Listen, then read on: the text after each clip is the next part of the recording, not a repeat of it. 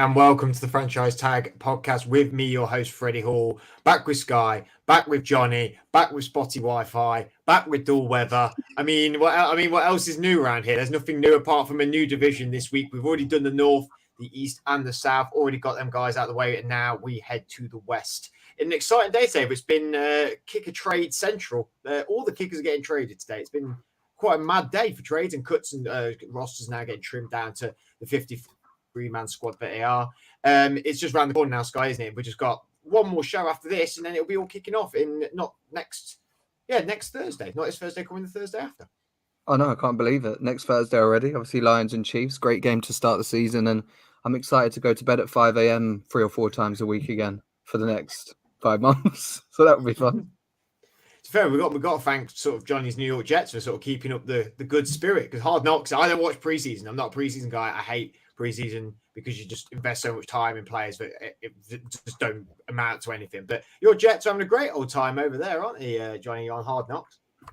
Mate, having a great time. Been loving the episodes, but yeah, let's hope it can actually translate into results and a positive season. We've got some interesting divisions today. Obviously, the AFC West, the division with the Chiefs, the Super Bowl champions, and the NFC West, which I think has a few teams that maybe down by the bottom in many people's rankings towards the end of the year. But let's see. It's all very exciting. It's very much a wave of positivity and negativity on this podcast. It was such a good high to start with the North, and then we got round to the South, and it all went so negative. However, I think we did our best to keep very positive. So let's keep that train going. We'll start with the NFC West this week. Sky, I'll let you open up to begin with today. Which of the 4 teams are you going to take on first? I feel cheeky if I take the 49ers, because I know me and Johnny are probably both dreading talking about 2 of the 4 in this division. So I'll go with the Seahawks. I think they're an intriguing proposition in this 2023 season. I think of obviously a lot of people. Well, I don't think anybody could have predicted how good Geno Smith was going to be last year, how good the offense was. It was great for him to see him win a comeback player of the year, and great to see Pete Carroll obviously back to his best as a head coach. I hope they're as good as they were last year. I think I'd probably be a little bit of a hypocrite if I sat here and said about teams like the Eagles having an easy schedule and didn't obviously, highlight that thing that maybe some teams did underestimate Seattle, especially in the early part of the season. But considering the NFC as a conference and this division in particular are quite weak, I think they can get back to the playoffs because they've drafted Jackson Smith and Jigba. They've obviously got Devin Witherspoon, who's the perfect corner to go into Seattle defense. I think Jamal Adams is obviously coming back off injury. That's not really being talked about enough. But I think my only question mark for them is whether these young running backs can stay healthy, because I think Walker and Charbonnet have obviously in preseason had some dealings with injury already, and that's never good for young guys at that position. And they need Smith to probably get over 4,000 yards and 30 touchdowns again. But yeah, I'm quietly confident that they could get back to the playoffs.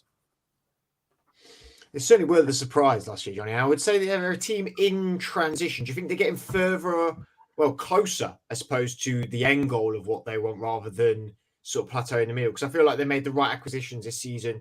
Not Jackson Smith and Jigba was obviously a bit. It has been a bit quiet over there in Seattle. Is it just more of the same? You think this season it's just carrying on to get into where they want to get to? Yeah, I think I think they're in a lot better place than they were even last season. I think the Seahawks have, shown to have backed Geno Smith, and I for one I'm glad that they didn't go for a quarterback with their 6th overall or one of their early picks this year. So yeah, I mean Geno, can he? I mean that's the main question, mate. Is it can he keep it up from where he left off last year? Because I think if the expectations now there for him that if things aren't going particularly well, then different sort of judgments may be made about him, particularly because he's getting into the later part of his career, and he had that breakout at the age of was it 33, 32? So he's not getting any younger. But I think they've had as Sky's mentioned, they've had a great off season, had a great draft. I'm looking forward to seeing the defensive additions. Obviously Sky mentioned Witherspoon. I'm hoping he can have an impact similar to some of the corners that we've seen go early in the draft recently. And yeah, I think up top as well, they made some interesting signings. Cameron Young as well through the draft, Drummond Jones as well in free agency, just helping to shore up the defensive line. So yeah, I think it's. I think the Seahawks are in a great place to potentially go on and challenge the 49ers. I wouldn't say that that they're completely there yet, but yeah, I think this is the team that there's a lot more excitement than there was this time last year. Yeah, there's certainly a team that. I think people are they were glad to see them do so well last season. Like in that whole time I've watched the NFL, Seahawks have been like a sure bet for getting into the playoffs most seasons. And when they weren't doing that, it was almost like a shame because they were such a good team at one point. And it's nice to now see them, but they're developing their youth and really going in the right direction, going on a journey together to get to the end destination. Which team would you like to go on to this time, John? You got 3 to pick from. Obviously, the 49ers. You can take them. Sky was very polite with leaving them to you. I mean, you could take that. You could take that olive branch if you wanted. I might get my doom and gloom out of the way, to be honest. Go from the excitement in Seattle to the I don't know how to describe it in Arizona. I think this week we've seen. Well, I mean, they're in full rebuild mode, aren't they? Obviously, with Kyler Murray's injury this year, there's not too many expectations on how they'll perform. But I think what the new general manager Monty Ossenfort has inherited in Arizona is a franchise with a lot of holes and a lot of disorganization. I don't think this has been a well-run franchise for a number of years, both in the front office and coaching wise. So yeah, I'm looking forward to seeing how they look up with a new manager, a new general manager, and a new head coach.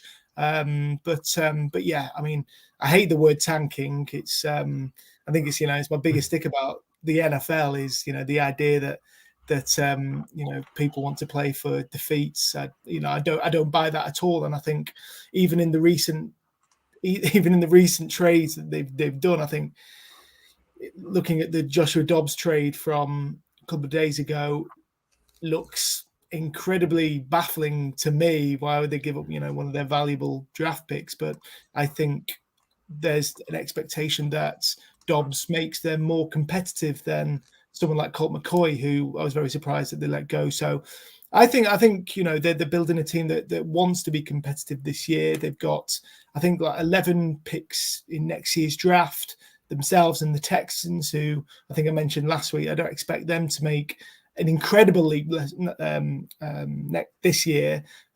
So you're talking about 2 early first round picks provisionally already, and I think it's just an expectation for some of the players here are playing for their careers in Arizona. So, it doesn't bode well. There are a lot of holes in this team.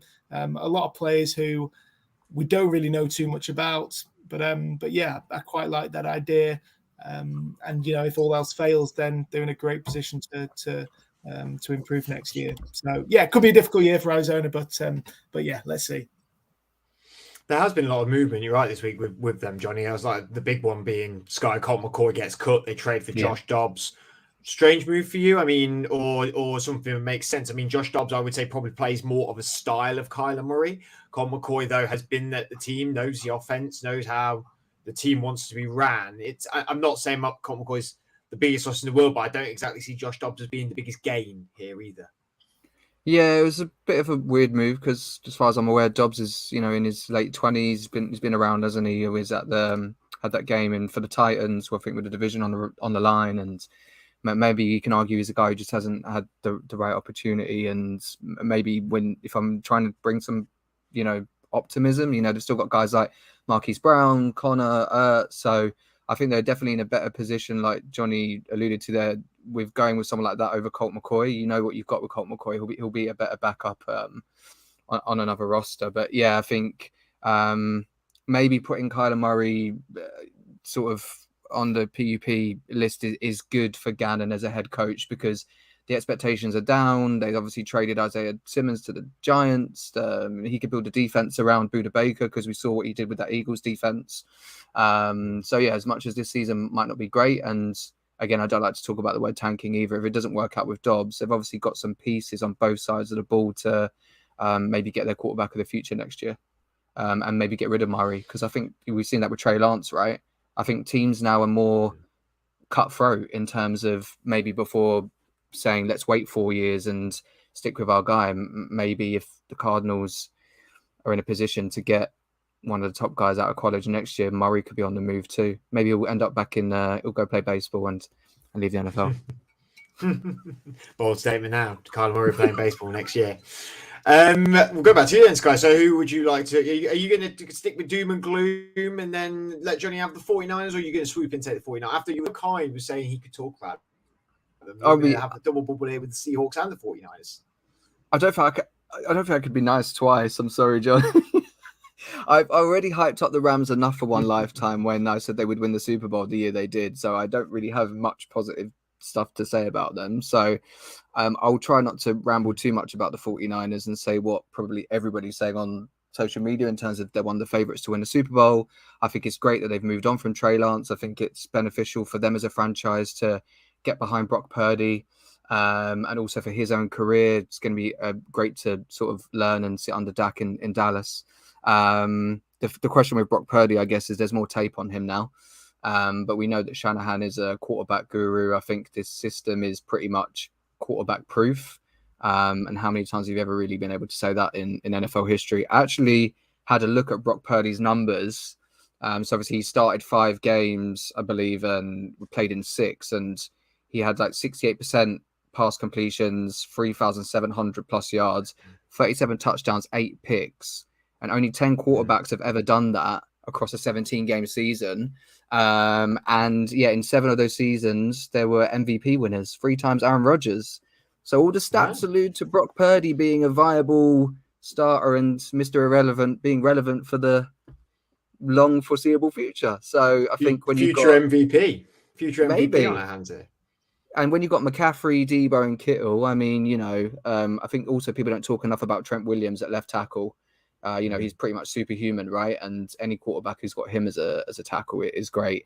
The only thing for me is how Steve Wilkes does as the coordinator taking over now. But I think they'll probably blitz more. And I know I made this on the predictions for Defensive Player of the Year. I think Nick Bosa's in with a good shout of that. So yeah, the Niners obviously are one of the top teams and potentially could be Super Bowl champs. It's certainly a team that every time they play, I feel like they drag you to the television. Like they're a team you must want to watch every week because they can just be so competitive in their defense. Well, for someone like me who's very much a defensive guy, I really like watching defense over the offense. Really, they're a pleasure to watch week on week. Let's go back to Johnny, and he is going to see West with the dreary LA Rams. I mean, it's a bias, but we're now saying they're not going to be very good, and we, you know, because they were not that bad very long ago. You know, if they get Cooper Kupp back for a full season, Matt Stafford for a full season, surely there can be some big positives for this Rams team. Yeah, I think the main question marks is, can Stafford get back to his best? All eyes are going to be on him to do that. But I'm not. I think the Rams won't be, you know, a playoff team this year. I think the Seahawks are on paper probably the better in the, you know, the race for the second place in the NFC West. But yeah, not at all. I think if their stars can return from what was a pretty woeful 2022, then they're going to be competitive. Of course, I'm looking forward to seeing how Cam Akers gets on and the Rams running game. I feel there's been a lot of talk for the last couple of years about, this is going to be a breakout season for Akers, and you know it's getting later and later into, you know, his rookie deal. It's make or break for him. So hopefully that can, you know, instigate him to click into gear. But they made a lot of additions, particularly in the draft, players who I, for one, am perhaps not familiar with. They've tried to completely rebuild their secondary after losing one of the major stars in Jalen Ramsey. So yeah, it's going to be interesting to see how those sort of replacements gets on, and it's similar to the offensive line. We know how much trouble that gave LA last year. So I think when I was sort of doing my research, I couldn't get overly excited, but wasn't particularly worried as well at the same time. I think there are, so many question marks purely based on, how the superstars, perform. If Stafford, if Cooper Kupp, if obviously Donald is still fantastic in a down year. If they can perform, then that's a team that on paper can stick in any games really. So I'm not particularly as gloomy as I would be for the Cardinals, but yeah, I mean they're certainly not the team that won the Super Bowl just 2 years ago. But so yeah, let's wait and see. Panic buttons could be turning on very quickly in LA, and yeah, I think that could start the end of a number of careers for the Rams. It's mad to think I subscribed to the belief as well of like the not keeping the draft picks, going to get big players, big signings, building a bit of a super team sort of thing. And it wasn't just me. The whole of NFL started to bow towards that way in such a short span. It's almost like it was just a fad that sort of just was in and out. Everyone wanted the next McVay, and now it's sort of been brought to light again that the NFL does have a traditionalistic way of working. And I don't think it failed for them. I just think it was maybe a little bit more short-sighted than we were maybe led to believe, I suppose. But I still think that it was the right move to do it. I think that giving away picks is it's high currency, but sometimes you look at these drafts and you look around, you think if I can get a top player for this pick, if it's a good age, and especially now with the play, we've seen Isaiah Simmons go for a 7th round pick. This week. He's still young. People still think he's very, very viable. I mean, you don't spend all your first round picks, but you can spend your picks on players that maybe people are forgetting about. Maybe you see something there for them. So it'll be interesting to see how it turns around this year for them, because everyone will definitely jump on the bandwagon of the Rams tried this new theory and it failed really, when it didn't. I don't think. Let's go over now to the AFC West and Sky. I mean, you brought along the LT Chargers jersey today. I think we're going to have to start with the Chargers to begin with. I mean, you said if you're allowed, we had this debate, didn't we, about jerseys? And I actually do think I subscribe to you of how you feel about it. Oh, thanks. I'm glad. I know I'm going to try and get everybody on board with getting retired players' jerseys. But yeah, I'm here to represent the Chargers today. Now, I know obviously it's tough this is such a great division. I mean, other than the Raiders. But, the Chiefs have won it 7 times in a row. They're coming back off the back of winning that Super Bowl. But I think the Chargers have a lot to be excited about. And I think this is the prime example of, because they were hyped up so much last year and they had injuries and things didn't work out. I know people are still talking about them and hyping them up, but they're still I don't want to say under the radar, but they've got Kellen Moore in as an offensive coordinator. I think Herbert and this offense can go to the next level as long as Keenan Allen and Mike Williams stay healthy. They drafted Quentin Johnson. Joshua Palmer's also had plenty of injury problems in the past, but these are all big body receivers who go with Austin Eckler, who could do everything. So they just need them to stay healthy, so they don't need to rely on him week in and week out. And I think I'm at the point where surely they can't have that type of injury luck again. Herbert can silence. I think most people are probably feeling positive about him than negative. There are some doubters because of his win-loss record. But for me, he's had 31 and 38 touchdowns in his first 2 seasons. Last year, he still managed to go over 4,000 yards. I think his arm talent, if we're talking about Justin Herbert as a quarterback in categories, this guy's going to be top 3 to top 5 in everything that you'd say. I mean, his arm talent is probably, when I say this, I don't know if it sound outrageous, but when we talk about ball placement and velocity, it's on par with Josh Allen. Like, this guy can make every throw. We've seen Kellen Moore's offense in Dallas attack the middle of the field. And with the weapons they've got, if Justin Herbert can do that, then they can put up some serious numbers. I think, he could be touching 35 plus touchdowns and another 5,000 yard season. And I think, they just need to stay healthy. Well, I know that's easier said than done, but even the question marks where people say about, he doesn't win big games, etc. They were 2-2 against the Chiefs before those losses last year. And we know, and they weren't exactly blowout losses. They were close. So he's gone toe to toe with Mahomes. It's just getting into the playoffs and getting that playoff win, because obviously, even though statistically against the Jags, I think he had just under 350 yards and 3 touchdowns. I know they blew that lead, but it wasn't just on him. It was just a typical narrative of quarterback getting all the praise or getting all the criticism. So, as I'm saying, I think the Chargers will have a good season. I think they could win the division. I know the Chiefs are the favourites, but I mean, if I've made a case for saying the Cowboys could potentially have a chance against the Eagles, the Chargers have definitely got a chance against the Chiefs. So, yeah. Do you subscribe to the social media verse of that he's just a Twitter quarterback, Johnny? Or do you think that that's a bit unfair on Justin Herbert? Or do you, what's your thoughts on Justin Herbert? Because he is he's quite polarizing in the sense of there is a very big divide about him, more so than I think any quarterback in the league, probably. Yeah, I think so. I think a lot of that is perhaps unjust. I think particularly last year, we know how injury hit he was at times, and that certainly affected his play. I think there are quarterbacks who have probably caught up, and if not, risen above his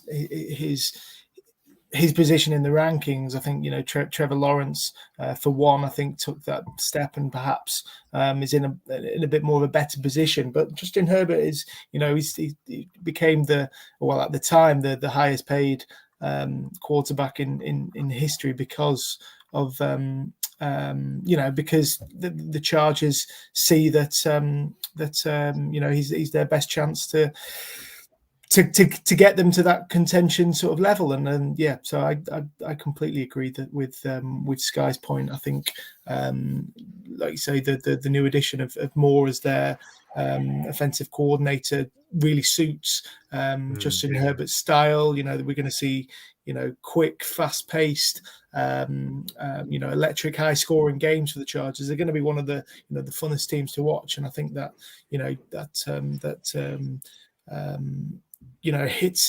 the occasional sort of miss mindset sort of works very well with how Herbert wants to play. So I think Sky mentioned their additions. I'm looking forward to seeing some of the rookies, how Quinn and Johnson can slot into this receiving room and add as another valuable asset for Herbert. So exciting times for the Chargers. I fully think as well that they can really challenge the Chiefs, particularly as I'm not particularly high on their defense. But they've obviously got the best quarterback in the league, so we'll see. I'm sorry, I've probably been very paused on Wi-Fi and probably lagged behind, and I was looking down as well at my phone because I thought Jonathan Taylor had been traded, but it's just it's just the rumors. It's just the Dolphins are clearing out a lot of money. So you can maybe see Jonathan Taylor, because obviously they're trimming down everyone as well now. So like Taylor, I mean, there was also a thing about Chris Jones. I was like, so inter-division trade. But it's not. The Chiefs have just traded a 6th round pick for Neil Farrell from Raiders. It's not. It's a lot of false news going on here. I mean, who did even tweeted that? Tom Pelissero trying to get. Oh no, it wasn't Tom Pelissero. It was Adam Schefter. Ah, well, it was Adam Schefter. Yeah. So at least we know it's not Chris Jones who's gone. I guess while we wait for Freddie to come back, I don't know if you want to go into the Chiefs. Into the Chiefs, and I think. Obviously, they're the team to beat, aren't they? The reigning Super Bowl champs, and I don't think too much has particularly changed over this off season. I think they have obviously reshaped the their O-line, once again losing Orlando Brown and Andrew Wiley. But yeah, they spent a lot on Jawan Taylor to get him in, and you know, they've Donovan Smith as well was another name from the Buccaneers. So you know, we've seen them rebuild on their offensive line for I think, you know, a couple of times over the last few years. So I've got no real concerns there.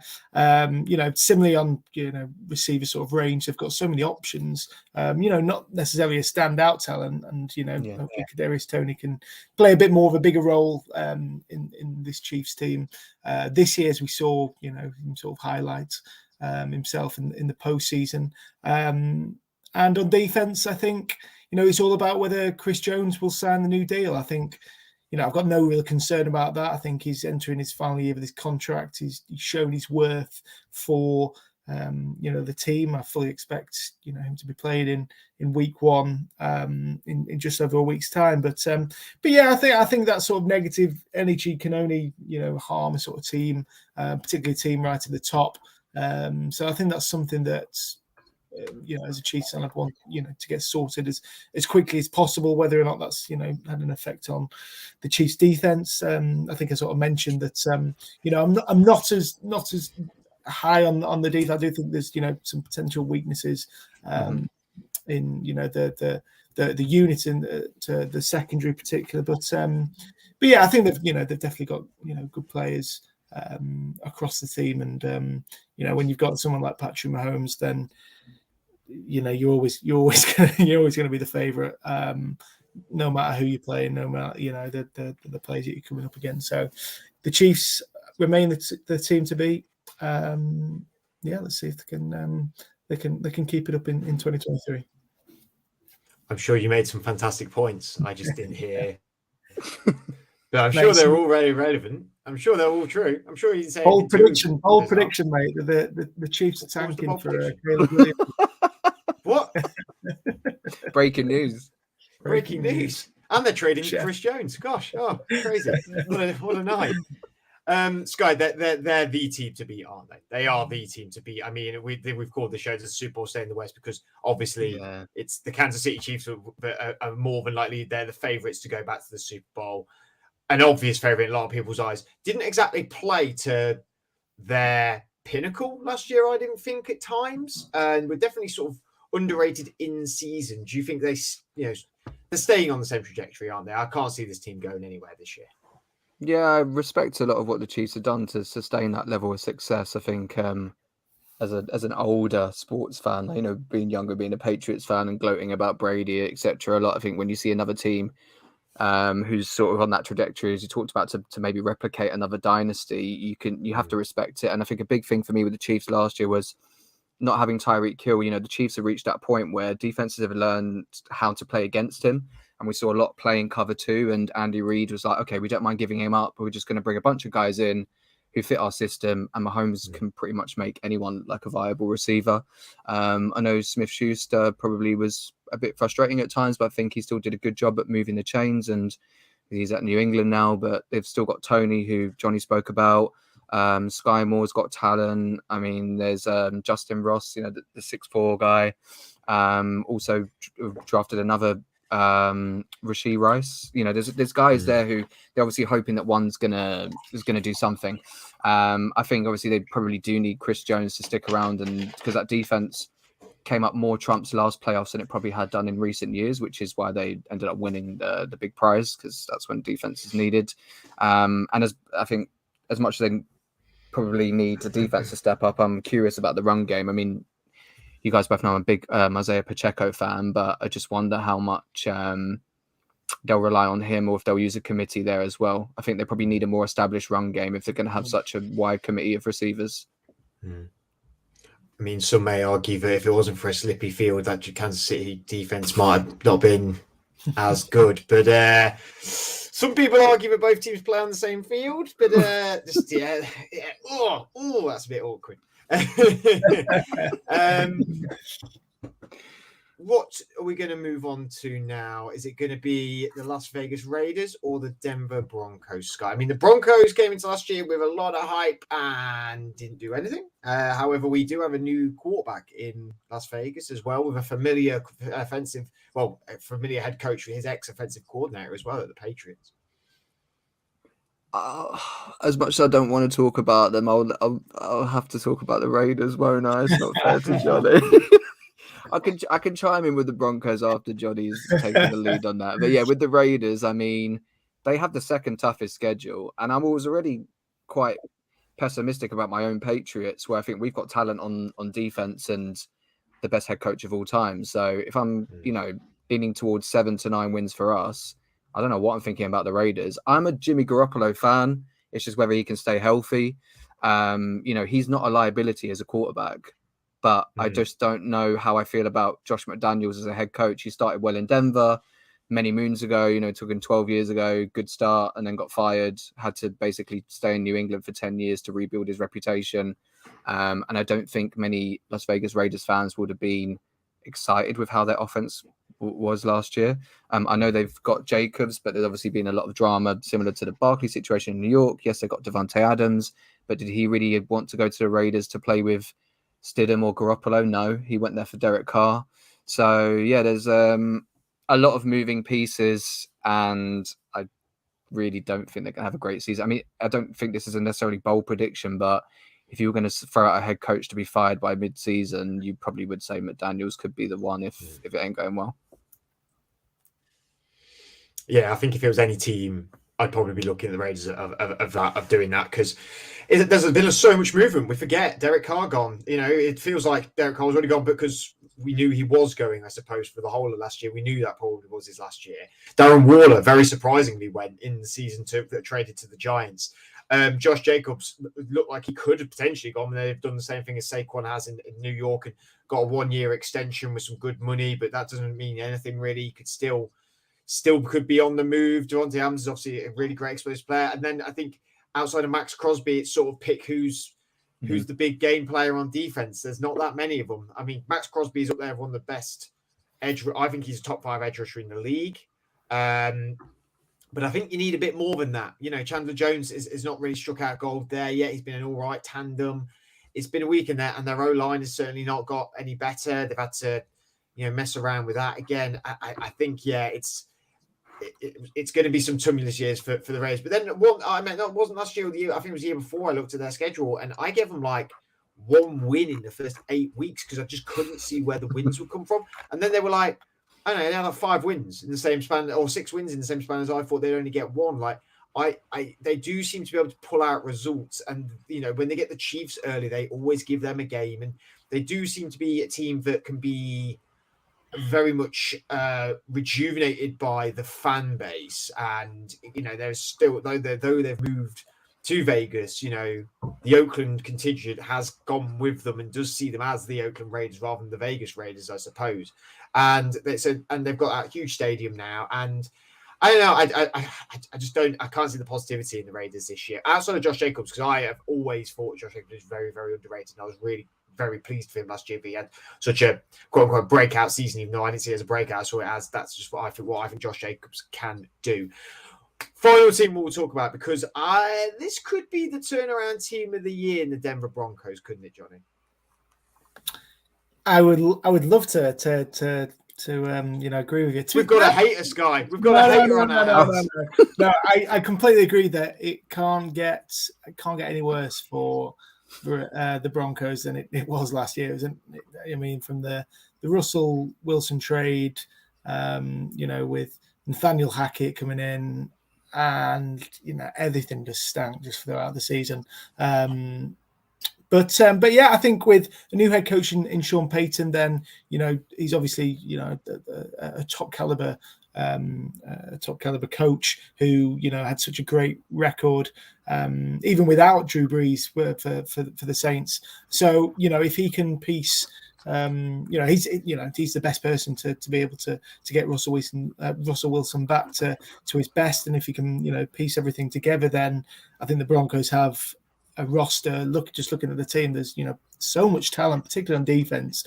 that should make them very competitive in this division. I'm just very sort of pessimistic about how they played last year, and I think a lot of that does revolve around Wilson. They've had obviously some difficulties. We don't know how fit Javonte Williams will be. Okay, I've heard a lot about him this off season, which sounds really great. But yeah, he just needs to back that up this year, because he came in with such high expectations after a great rookie year.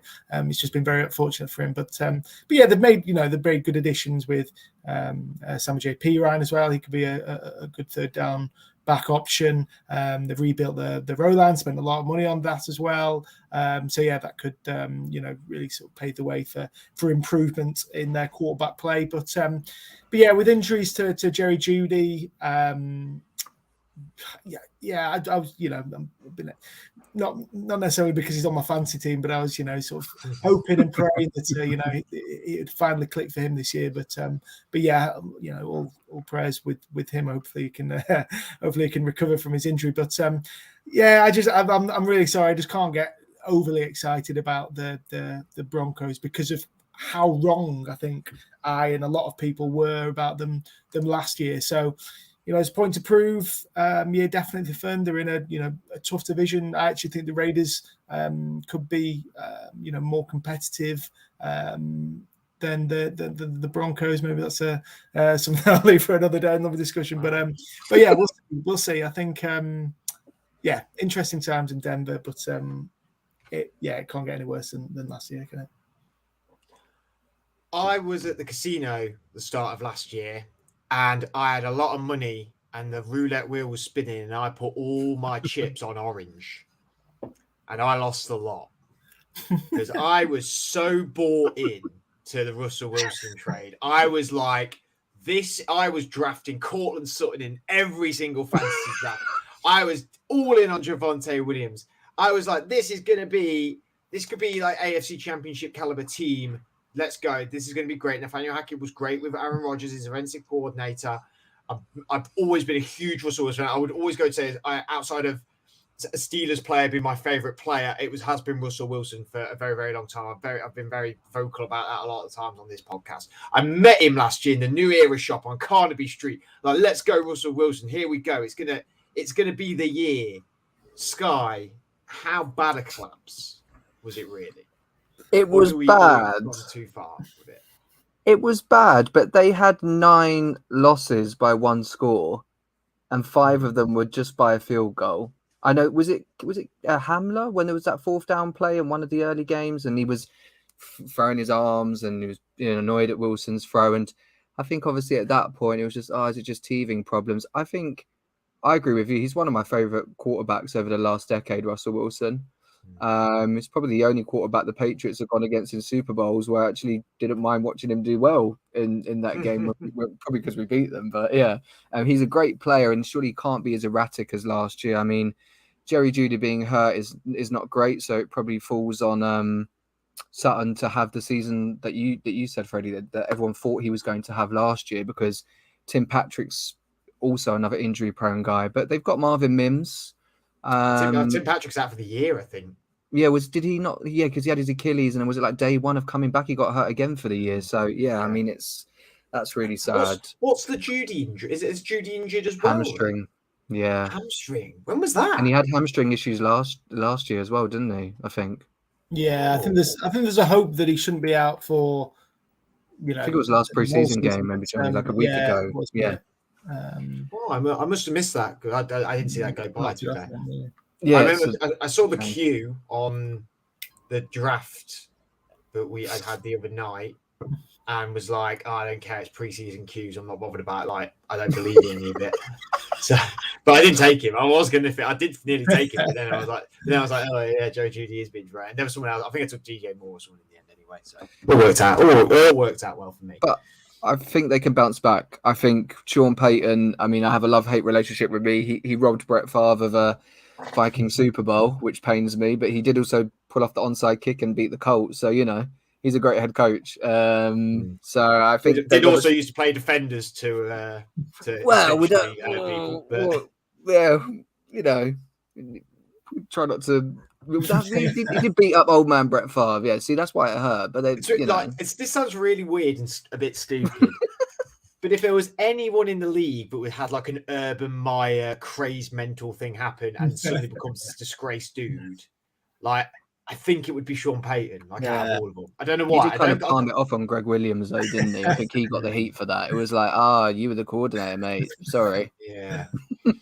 Here you go. Like you can easily see Alvin Kamara getting like booted by Sean Payton in the training camp, and then he's like, and I guess what I say is Alvin Kamara probably maybe does deserve it because he isn't exactly the nicest bloke at the best of times from what we see and hear all over social media. But what I'm hearing is that we're going to get a Florida Gators style 2023 Denver Broncos.